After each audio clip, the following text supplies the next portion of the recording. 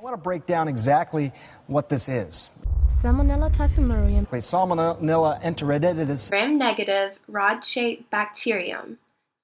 Salmonella are facultative anaerobes and are motile via flagella uniformly distributed over the cell surface.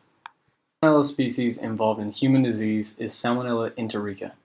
There are 2,443 Salmonella enterica serotypes.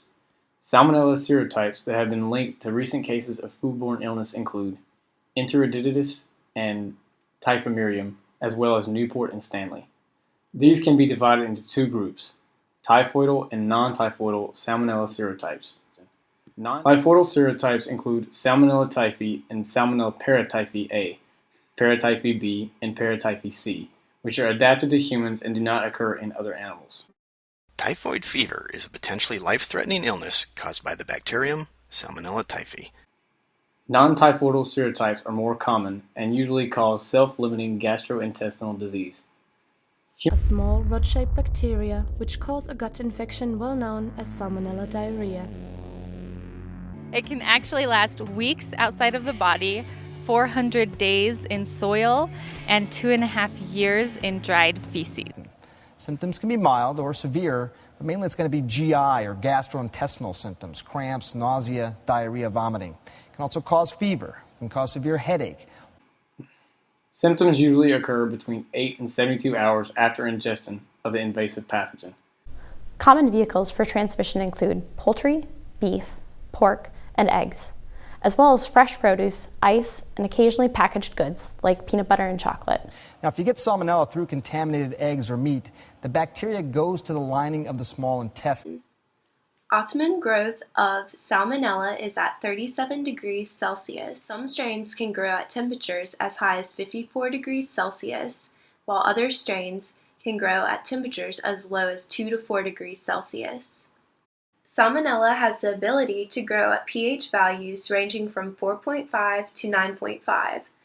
Optimum pH for Salmonella growth is 6.5 to 7.5.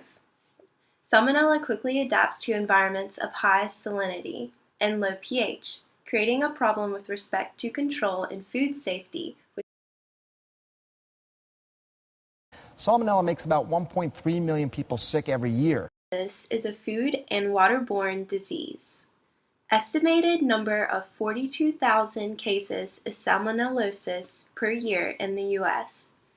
The absence of potable water and proper sewage treatment can result in increased incidences of salmonellosis and typhoid fever. Salmonella infections are typically higher in developing countries. Young children, the elderly, and those who are immunocompromised are at a higher risk for severe infections. Cases of salmonellosis are often underreported, since many sick individuals do not seek medical attention.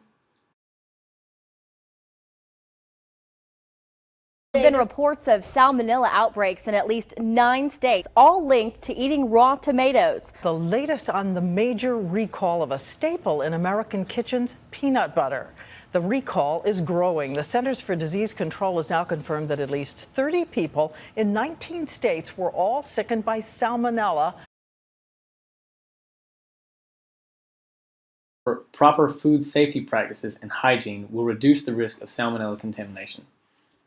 So learn the right temperature to cook each type of meat. Prevention from the agricultural standpoint include changes in hygienic conditions, operational changes, and the introduction of antibiotics to livestock, especially in fish farms.